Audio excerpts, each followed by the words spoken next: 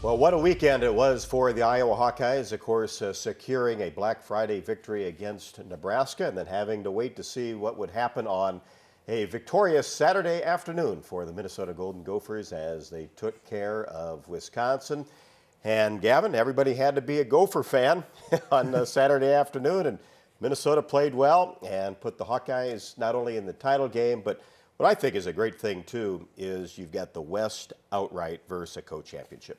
So cool. Yeah, me and some former player buddies were all watching it together, rowing the boat in my buddy's basement. That was a lot of fun. So that was tough to do, wasn't it? Tough to watch? It was, but gosh, they pulled it out, and, credit to Iowa. I mean, from going so high, top 2 in the country, to boom, losing 2 straight and, kind of inept on certain phases of the game, and then boom, we're back in sole control of the Big Ten West. Really cool, and especially all the adversity the last 2 years this team has seen, to be able to do this and give them this chance, to go win this Big Ten title outright for the first time since 2004, I think it was. This is a pretty cool opportunity for them. And Matt, you go back over a month ago. Hawks, had to win 4 straight, see if Wisconsin could get bumped off, and then that would get Iowa to Indy. And nobody really, I don't think, thought it was going to happen at that point in time after the 2 losses that we talked about. But you stay the course, you have a chance, and Nebraska almost knocked off Wisconsin, but the Gophers took care of business. And it shows you every week's different, and games are 60 minutes. That's been plowed into my head all season long. And you're going to play the full 60. That's a part of it. I think Gavin can attest to it. I mean, he played way before I got to Iowa, but he also played for Coach Ferentz. So the fact that you're going to have your ups and downs, but it's all about staying the course. Like you talk about, you just go out and you compete every single day in practice, and you're going to compound interest. If you get 1% better one day, 1% better the next day after 100 days, you're 100% better than you were walking in. And I think on Friday we kind of saw a little battle of cultures, right? So Scott Frost trying to get his culture going, but potentially not having the buy-in. They set a record with 9 games in a single season, losing by single digits. Meanwhile, we're down 21-6. And just flip the switch. I mean, special teams and defense, that's what I was known for. And they kind of create that spark, and then we come back. And it's just, again, a testament to the foundation that KF's laid there and how guys respond when you buy in. Well, spark is a good word, because being down on the sideline when it was 21-6, nobody was really saying anything. It was just kind of sitting around, and couple players and a coach's, trying to pump everybody up, but you still had the feeling, Iowa's moved the ball pretty well, get some stops, maybe a turnover, and get back into this, and just needed something good to happen, and boy, did it ever come. Yeah, and I also want to credit Coach Ray Braithwaite for offseason strength and conditioning, because we continue to seem to just get better and stronger. Part of that culture thing that Matt talked about, we just get tougher and stronger up front as the game goes on. And we'll see some highlights. A couple of our big plays were by defensive linemen that, maybe didn't have the greatest first half, but then all of a sudden the fourth quarter, their motors are still churning. And I believe that's a testament to Coach Braithwaite, the offseason training that they do, because we almost get stronger as the game goes on. And that's, I think, also that separation between Nebraska and Iowa right now, is that culture is there, ingrained in those guys. Yeah, and don't you think, too, when you look at a Henry Marques, we talked about his big block last week, but here's a fifth-year senior, really never ascended to the 2 deeps, but has found a role on this team and has embraced it. You throw Terry Roberts in there, he is pumped up about special teams, probably more than he is from the line of scrimmage, and has a chance to be back on Saturday, by the way, which would be a huge thing for the special teams. But to have those players in those roles, juniors and seniors, and then also the young guys trying to build their resume to get on the field more. Yeah, I mean, was there a bigger play than Marques' pump block and Kyler Fisher's catch and run the end zone? I mean, really, maybe not in the country. No, I mean, it was unbelievable, right? So you're absolutely right that guys can carve their ways and find their niche and where they can make a large impact and be a part of something like this, a Big Ten West champion, and forever. I think Henry would probably never have to buy another beer in Iowa City. Everybody knows about the pump block and that catch and run in the end zone, because that got us essentially into the Big Ten title game and outright West champs. Yeah, somebody that most people didn't really know a whole heck of a lot about the last 2 weeks has helped out on one Charlie Jones kickoff return for 100 yards, and then the punt block, 2 plays that fans are going to remember for a long time. Well, like we talked about, it's buying in. It's making sure that you do your job the best you can do. And again, like you said, not really on the two deeps. He came in as a wide receiver, moved to DB, kind of felt like he was in no man's land, and then found a home and said, I'm going to be the best that I can be on this specific team. And you get 11 guys doing that on the field at the same time, that can be a scary team. And it shows you too, Gavin, just different ways to win a football game. Iowa finds it. Yeah, that's right. I mean, the scoring stat, obviously we had a safety, we had a punt block return for a touchdown, couple interceptions. It was just the way we won. Quarterback sneak was our touchdown run, right? Good to have Spencer back in there to be able to do that with his big body. And I think that was part of the spark. I mean, They made a big change at halftime.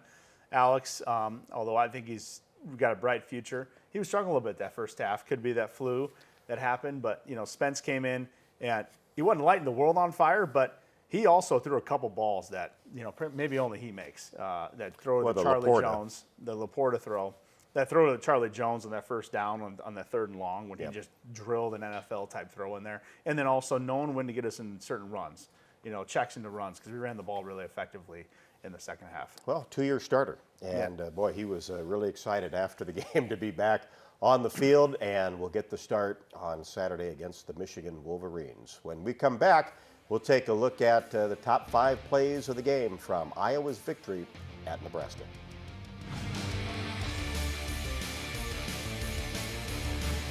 Black and Gold Breakdown on MC22 is brought to you by McGrath Family of Dealerships, 5 Seasons Tire, Tom Riley Law Firm, Collins Community Credit Union, Heartland Hearing Center, and by Extreme, powered by Mediacom.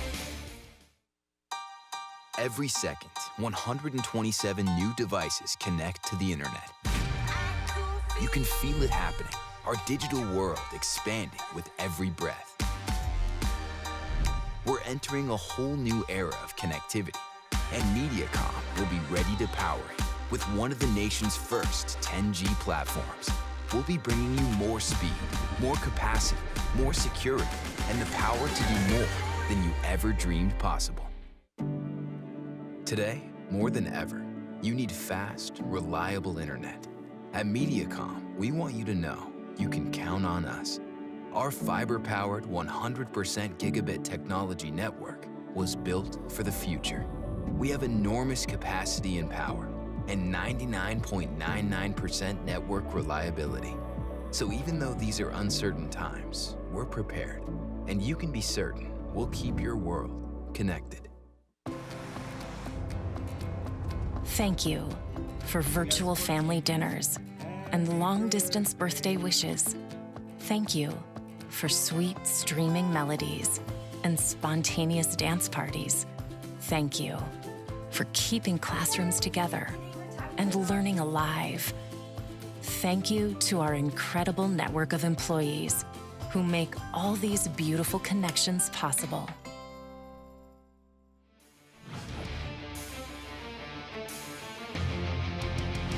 Top 5 plays brought to you by McGrath Family of Dealerships. Great to see the running game start to get some momentum, especially the last couple of weeks. I think the offensive line is getting cohesive and doing a terrific job, and it's plays like this that really help.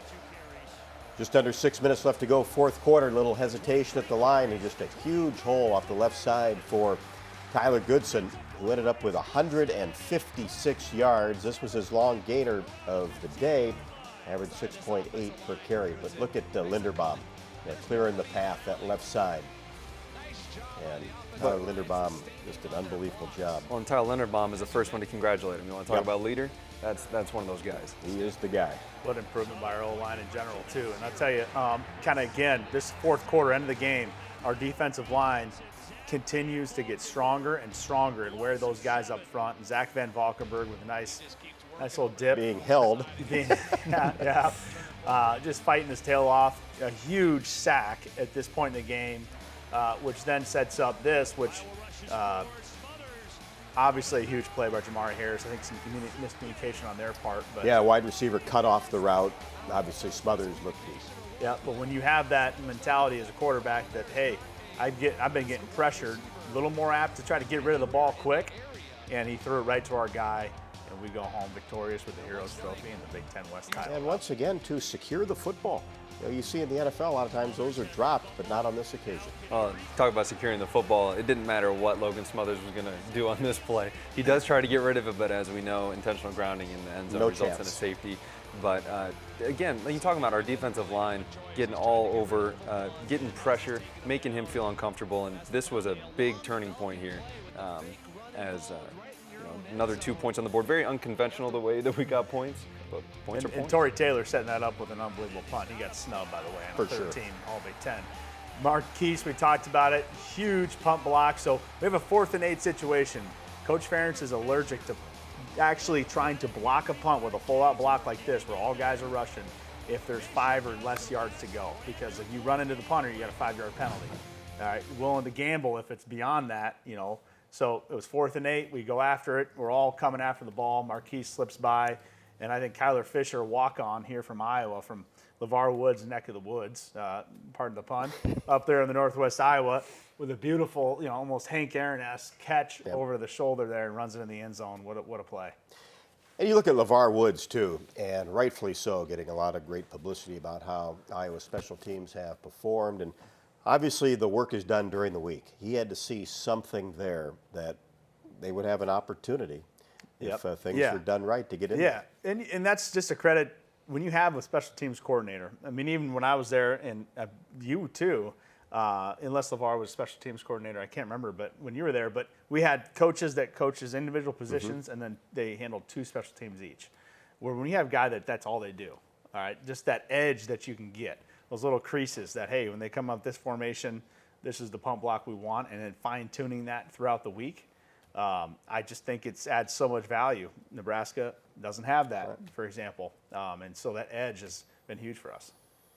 Yeah, and you look at the attention to detail, and that's why from a punting situation, a kicking situation, and potential punt blocks is why things have gone so well for Iowa that put that emphasis on special teams. We'll talk players of the week when we come back. More Black and Gold Breakdown. Stay with us.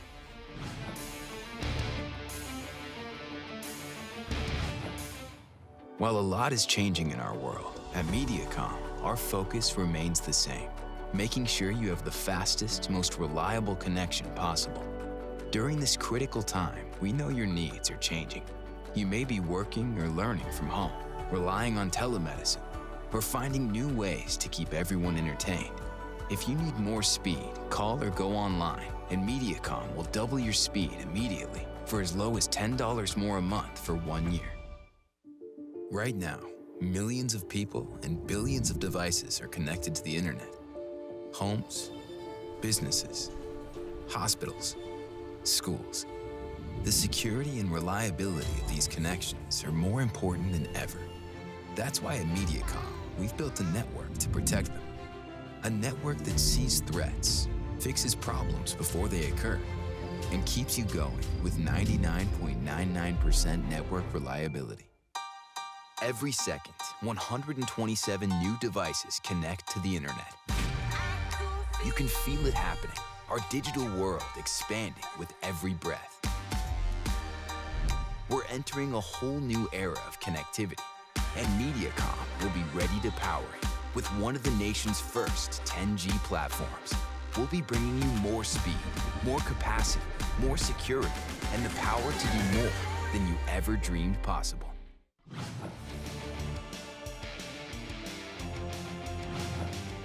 Well, the first player we want to talk about is the kicker, Caleb Shudak. What a season he has put together. A 4 for 4 against Nebraska, long of 51.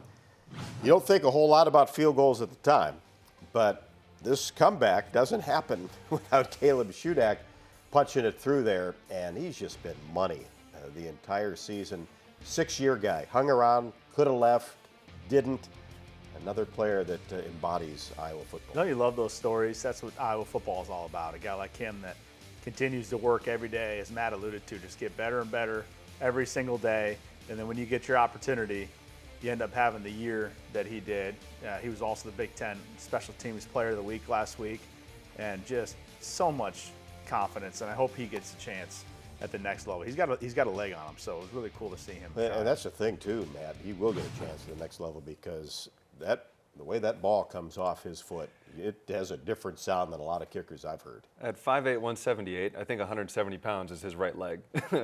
He's got a boot to him. Almost every kickoff is a touchback. And, I mean, you're eliminating one play that another team gets to have on you just by being able to kick the ball off the tee. Let's not forget how important all the aspects of special teams are. So not only is he a weapon, you alluded to 51 yards, but also off the tee. Yeah, no question about that. But that's the thing about NFL kickers, and Iowa's had a lot of great ones. It's such a hard thing to get into because, unlike a defensive tackle or a wide receiver, there's only one, and they stay for 15 years. You don't get that job turnover. Yeah, it's like, and then once they build that trust in one guy, it seems like they kind of hold on to him, and then the other token, when you get your opportunity, you have to execute. There's no leash, with a newbie or rookie kicker. You got to make these things or you're gone type deal. So I hope he gets a chance. He's certainly proven he's earned that this year and has the ice in his veins in tough situations like on Friday when he knew I got to make these kicks. He pulled through. Yeah, and also tough weather. Torrey Taylor talked about that last week. He's not kicking for Georgia or LSU or Alabama. This is tough weather conditions that Iowa's played in, every single year, but not this week. Not this week. Which I'm happy about. Indoors in Indy. And Lucas Van Ness, we saw that sack in the plays of the week. How about this guy's just been coming on every single week, had a sack, a tackle for loss. One of those unsung heroes up there on that defensive line that you talked about. This guy's going to be a dude. Yep. And you look at him, he looks the part. He walks off the bus, and you're like, all right, that guy's a defensive end, And he's only a redshirt freshman, so you give him another year after that. He's going to really be effective and certainly at his best game, I thought, for sure, all around on Friday. Of course, the sack for the safety was the biggest play. And he and his buddies are going to have to be pretty good on Saturday, aren't they? Michigan is as good offensively up front as Minnesota, and then they have an all-Big Ten running back and maybe an all-American running back. So, yes, we're going to be challenged a lot in the run game, and we'll talk about that. So it's going to be a big challenge for us. Yep, no doubt about that. Iowa and Michigan, we'll preview that in a little bit. Right now, time for X's and O's as Matt talks about that big pass play to Sam Laporta against Nebraska.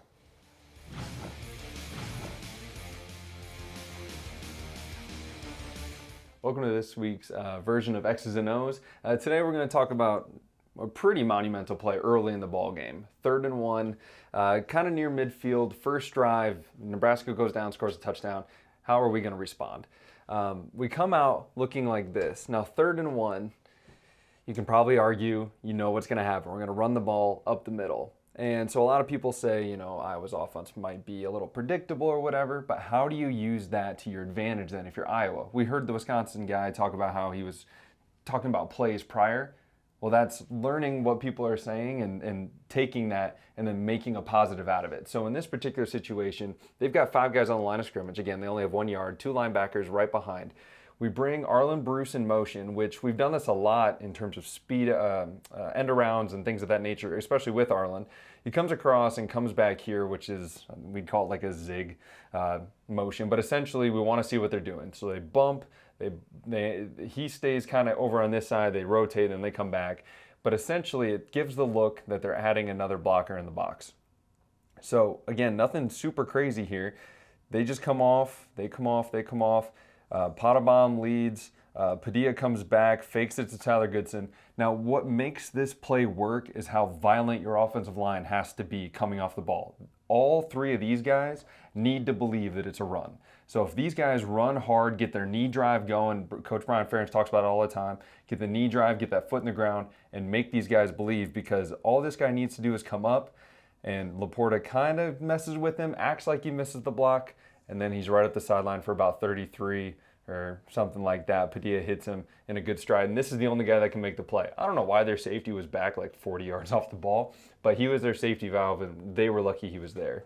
But using this kind of stuff, knowing what other teams are kind of saying about you, and again, everybody in the stadium expected it to go up the middle. We use that to our advantage. One thing that's also a little, rule thing here, offensive linemen can only be up to 3 yards downfield. So they have to make this super believable without going downfield. It's hard to get a reach block when you're not driving, right? So different things of that, the offensive line knowing what their job was, knowing that Tyler Goodson has to make it look like he's hitting the hole hard. Potterbaum's leading, and then Laporta squirts out. Big play.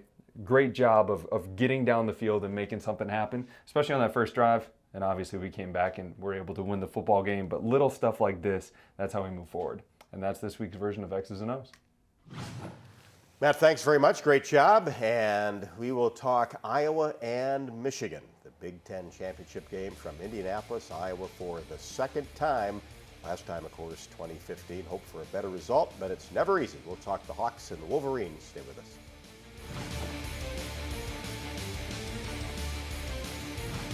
Black and Gold Breakdown on MC22 is brought to you by McGrath Family of Dealerships, 5 Seasons Tire, Tom Riley Law Firm, Collins Community Credit Union, Heartland Hearing Center, and by Extreme, powered by Mediacom.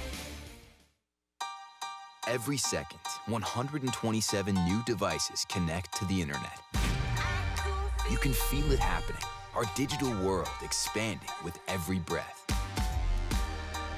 We're entering a whole new era of connectivity, and Mediacom will be ready to power it with one of the nation's first 10G platforms.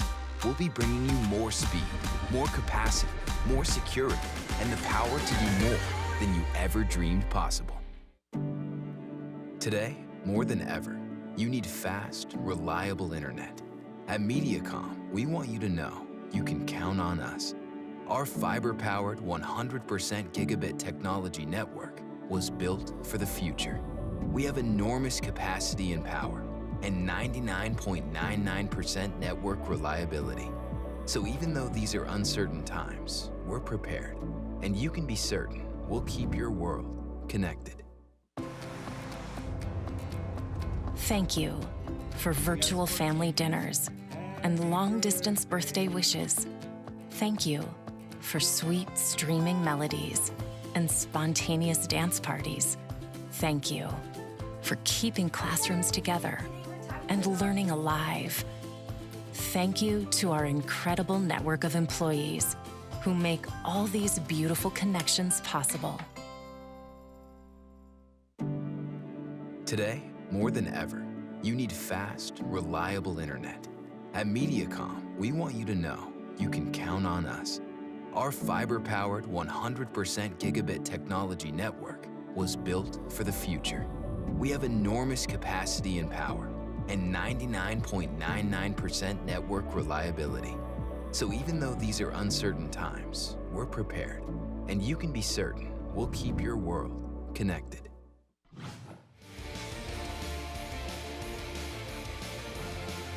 Lucas Oil Stadium on Saturday night. Iowa and the Michigan Wolverines ought to be a great one. And the thing that I really like about this matchup is that Iowa and Michigan, like Iowa and Ohio State, don't get to play all the time. Iowa's won 5 of the last 7 against the Wolverines. Not played since 19. And before that, it was 16, of course, when Iowa defeated Michigan 14-13. I think Michigan was number 2 then, as they are now.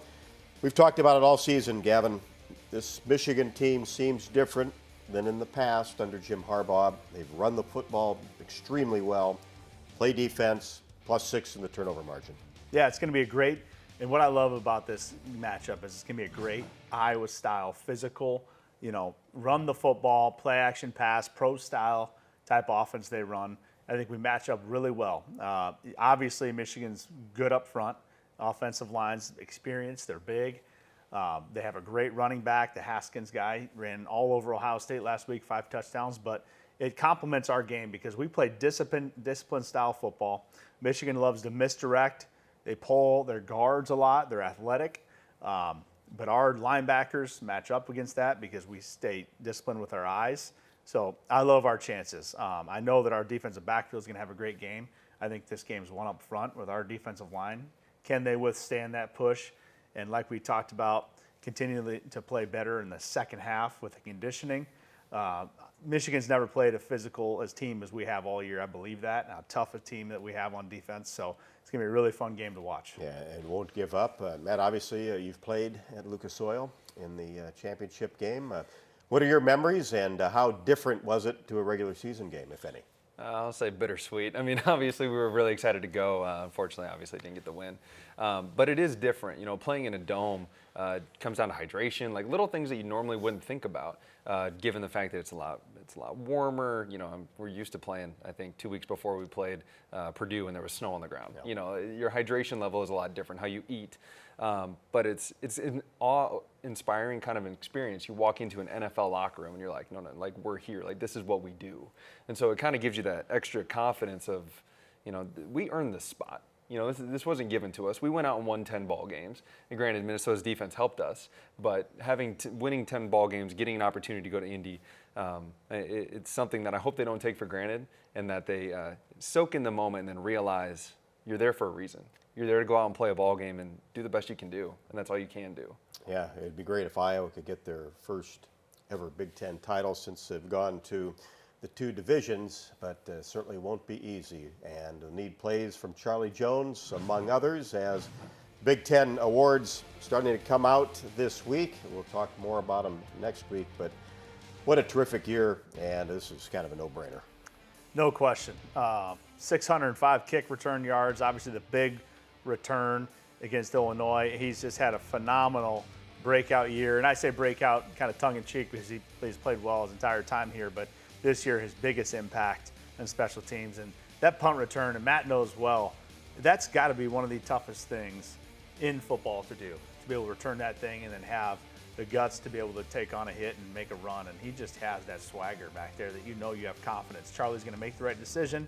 He's going to catch the ball, and he's going to try to make a big play. And he just hates to fair catch anything. He wants an opportunity.